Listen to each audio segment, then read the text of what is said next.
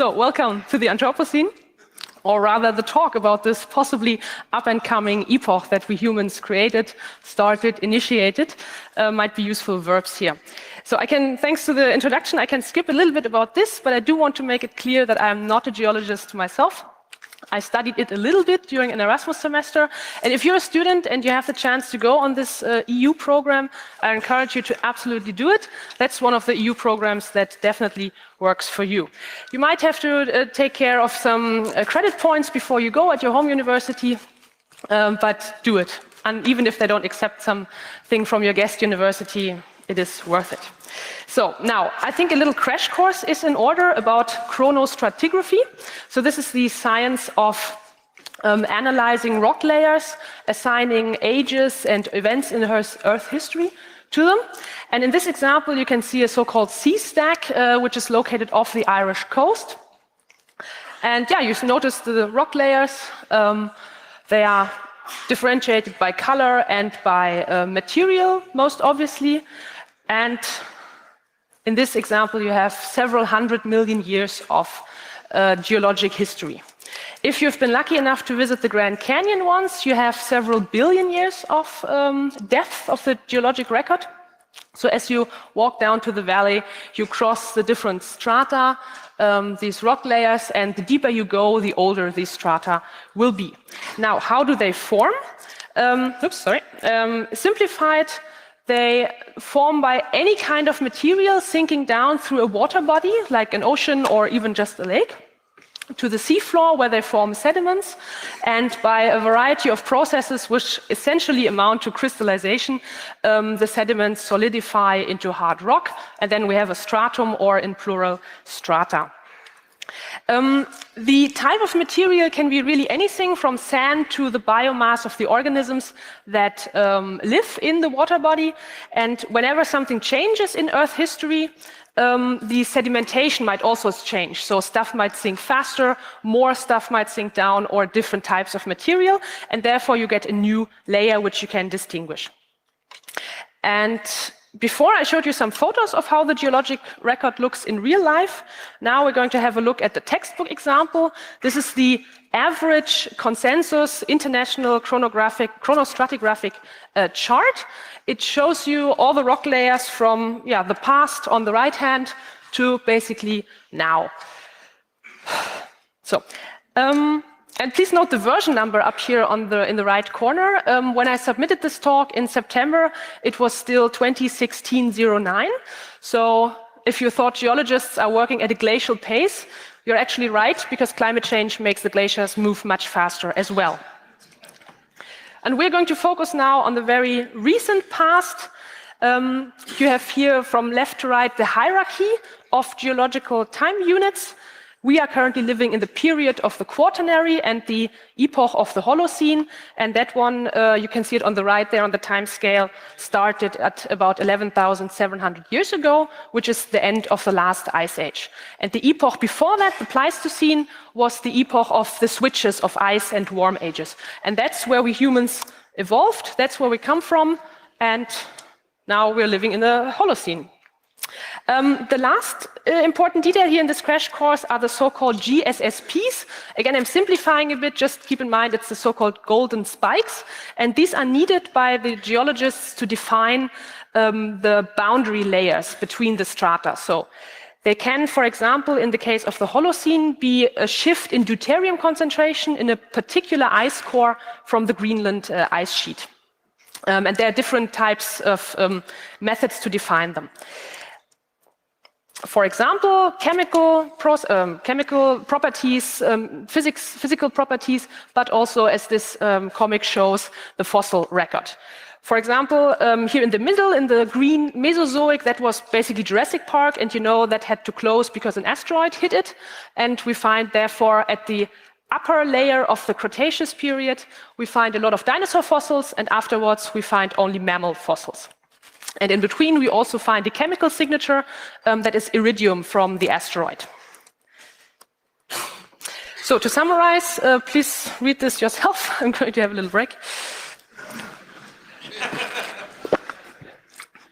It started out with a bit of stress for me. So.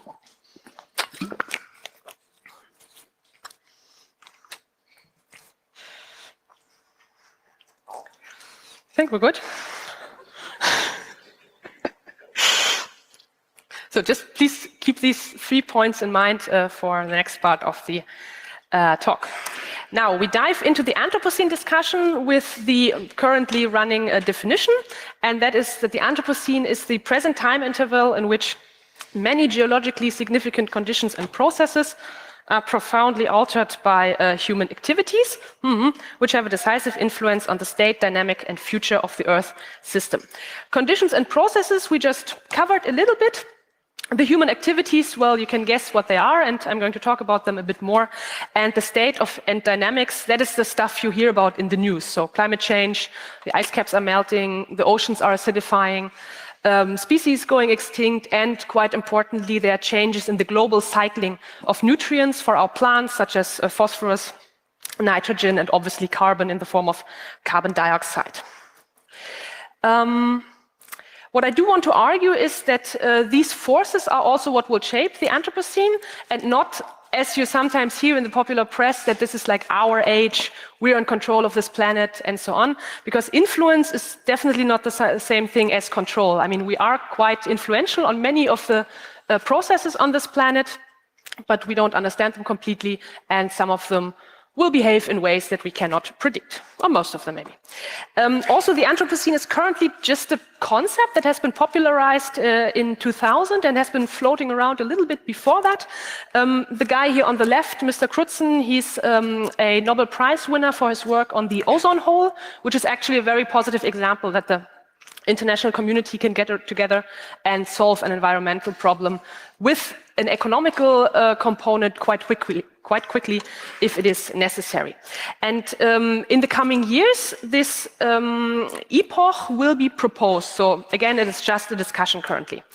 And if you're a version control fan like me, this would be the equivalent to, it is not even staged yet, so keep down everyone.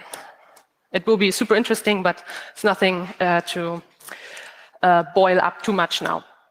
And one important piece of, or a point that I want to make is that this concept collects a lot of different parts of the discussion.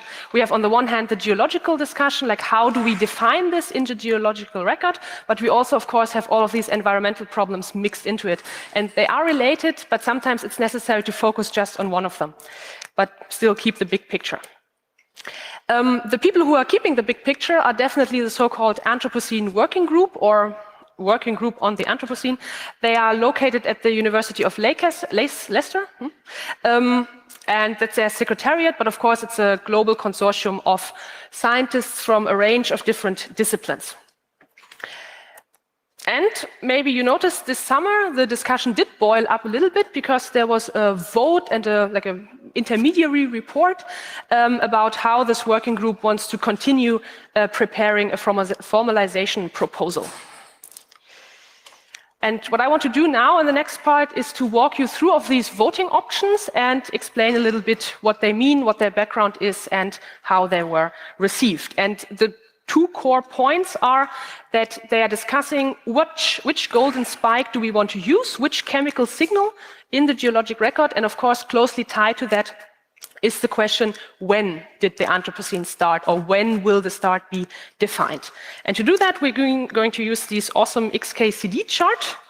No, not yet. Oh, there we are.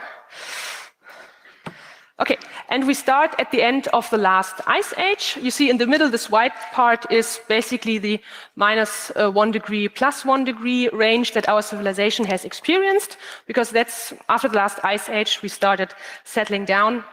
We started developing agriculture, and also one clearly negative impact already, maybe not in the case of this predator, but we did have a hand in the extinction of many large mammals. So wherever we went on this planet, on every continent, we find evidence that very quickly after humans arrive, the big mammals start to vanish. In some cases, there's a climate change component in it, but sometimes we just hunted them down. The keywords here are megafauna extinction and defaunation, in case you're interested. And these three parts, for example, or these three sub-discussions, they are visible in the archaeologic record and also in the chemical record in the geology, and therefore there has been the suggestion that basically the whole Holocene should be replaced with the so-called Anthropocene. However, this has received little attention by the working group. So we move on a few thousand years, and now we have all over the world cultures and civilizations rising, and with that, of course, you can imagine you need some level of intensive agriculture. So, for example, converting forest land into farmland, mechanically tilling the farmland, fertilizing it, and in some cases even changing the morphology of the landscape to suit the particular crop that is grown in some regions. So because we find these signals all over the world, and still after hundreds and thousands of years, you can still detect chemically that a particular soil was created by humans. This is called anthropogenic soils. And yeah, there were a few more votes, but essentially there's a delay here, I'm sorry.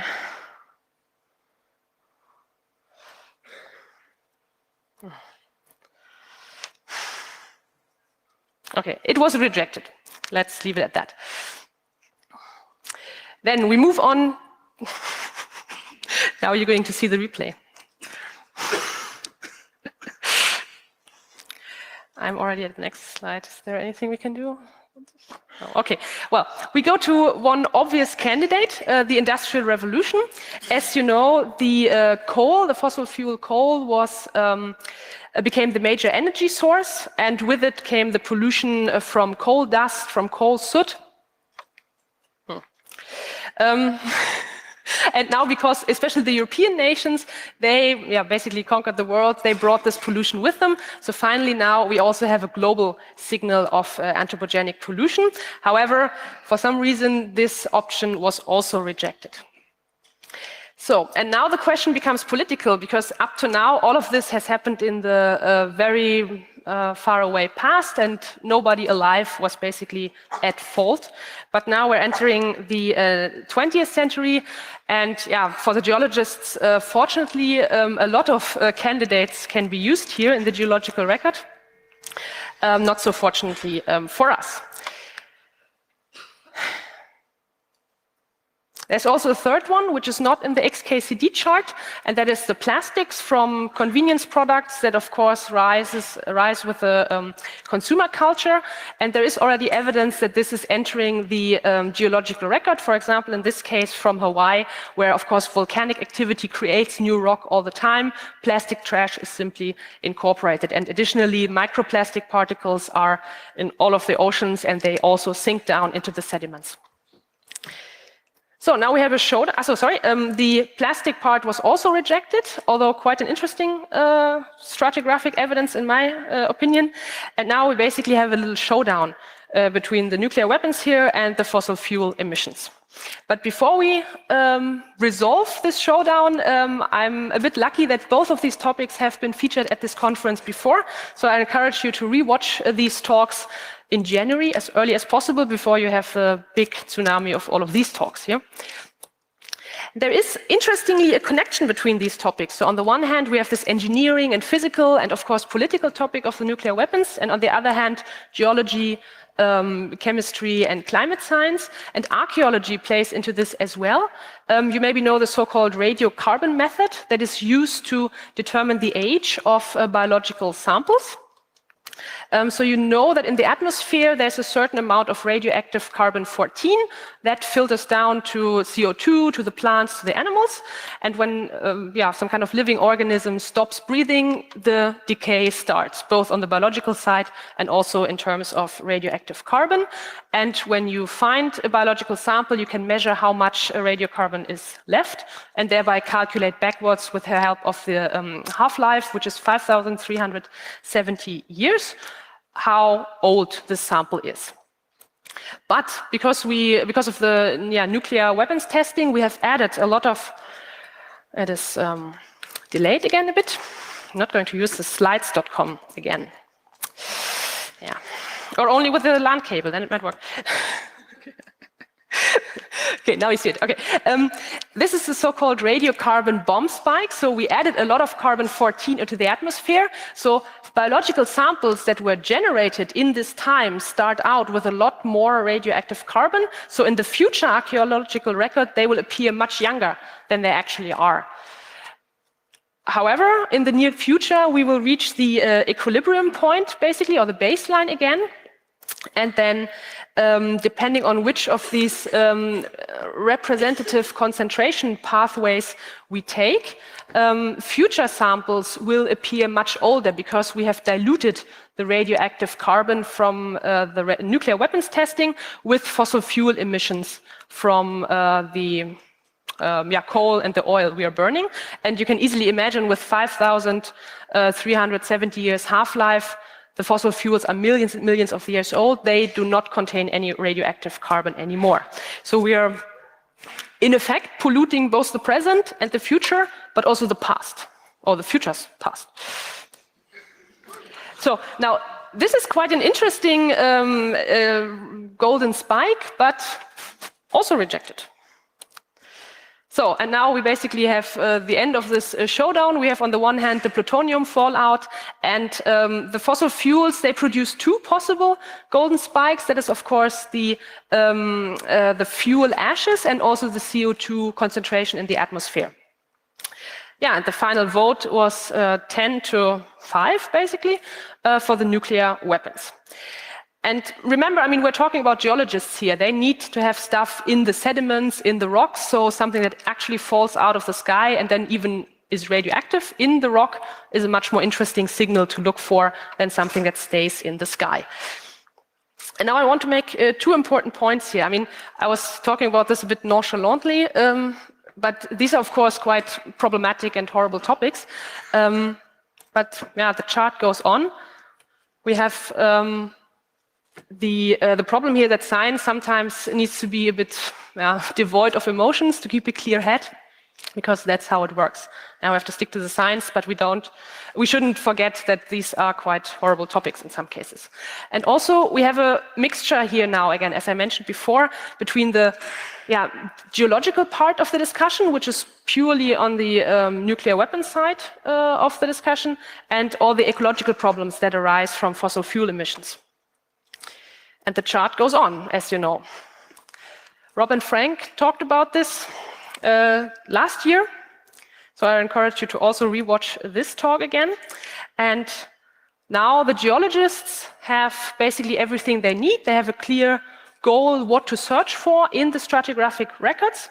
This will take the regular amount of time in science, like projects are going on, expeditions are mounted, drill cores will be drilled, and in a few years there will most likely be a formal proposal to have the Anthropocene accepted as an epoch in the geological record. And then the International Commission on Stratigraphy will vote on it.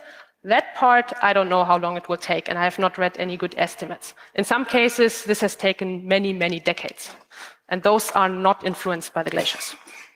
But when they do, we can be pretty sure that this nice international chronostratigraphic chart will be updated quite quickly. So, and sticking to the theme of this Congress, I mean, does it still work? Right now, it does not really. I mean, you saw these the representative concentration pathways here. They are from the IPCC. We're on this path currently. And just from a few days ago, the CO2 reading in the atmosphere is over 400 ppm. Before the industrial age, it was 280. So, and please notice that these are not fossil fuel emissions. These are concentration pathways. So they include natural sources for greenhouse gases. So we have to account for that as well. But what we need to do definitely is to reduce the greenhouse gas emissions. A few years ago, the recommendation was by 10% each year. Let's make it 20 to be safe, you know. So if you want to do something, try to identify something in your life that directly produces fossil fuel emissions or greenhouse gas emissions, and 20% is an easy thing to calculate. Just try to do 20% less of it. Also, this is of course not an individual thing to solve. This also needs global campaigns. You probably know the students' divestment campaign in the US, where students try to convince their administrations in the universities to stop investing endowment funds into fossil fuel companies. We also need to stop the operations that we're currently doing, because just the resources that we have already tapped will most likely push us past the 2-degree goal or 1.5-degree goal that was at the Paris Climate Conference last year was agreed politically. So the so-called stranded assets that the companies have in their books, they are worthless, and also the stuff that they think they have found, that is also worthless, basically. And one, maybe a bit more critical thing is you can still study how to find and extract fossil fuel resources in universities. So we also have to think about maybe we need to divest educationally as well, because maybe it's not ethical to train young people for jobs that will not be available in the future. Yeah. Also, there's closely related to education is, of course, behavior. And there we have a problem with the so-called rebound effects. So you sometimes expect to save some amount of energy or some amount of resources if you introduce a new technology, for example, but then the adaptation of behavior of people eats up all of these savings. So in the worst case, you can even have a backfire effect that, for example, people drive more cars if they buy more fuel-efficient cars, and thereby in total all over the world, the savings are not actually realized at all. And by the way, if you know an example of the so-called super conservation, where not only do you save everything that you were expecting, but you save actually more, please let me know. I try to find something. No.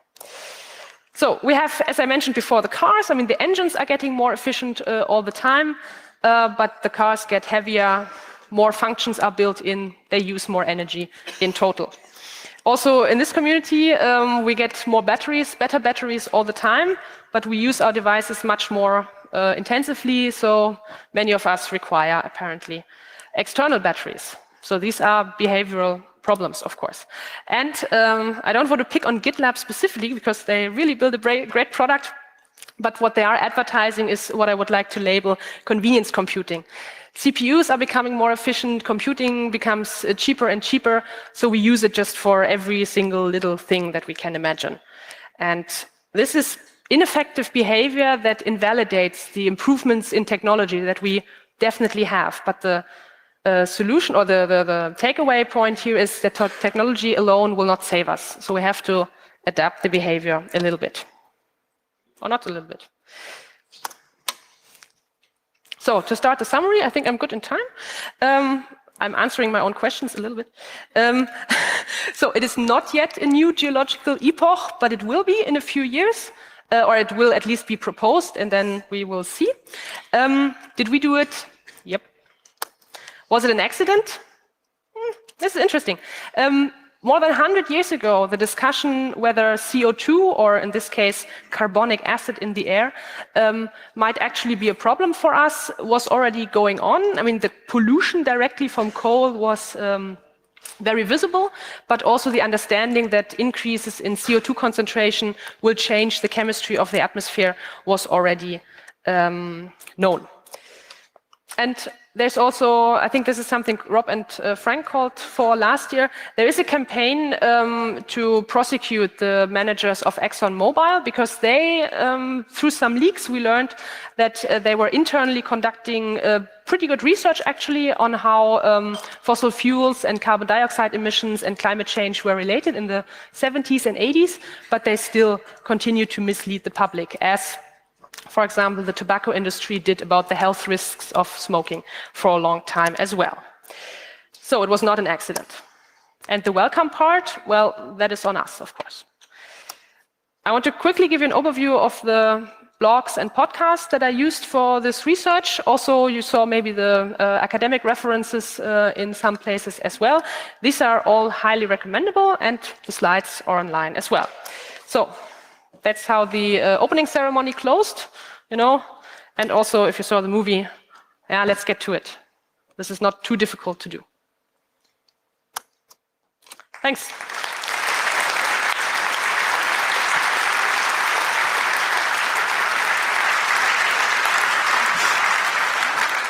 Thank you very much. Let's see if we have any questions. Okay. Microphone. Oh, 5 minutes. Okay. Everything from the internet, maybe the IRC channel. I mean, while people line up, I already got one question from the internet myself that I can already answer. Yeah, the Anthropocene will, of course, end at some point, most likely when there's a different type of influence globally, that a new type of strata will form, and a future generation of geologists will find the next golden spike. How long that will take, you see down there, there's current research that probably the sea level rise, for example, will go on for many, many 1,000 years.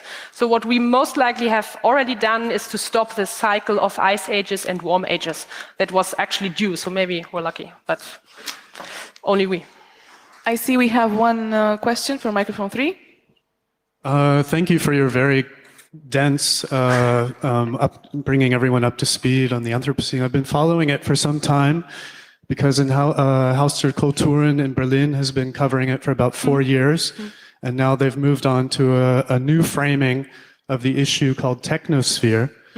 And in both of these terms, for me, where the controversy gets really intense and perhaps the struggle gets very intense, is that the term and the way it's being used by the academic departments is a bit confusing the issue in a way that points the blame on us as a human species.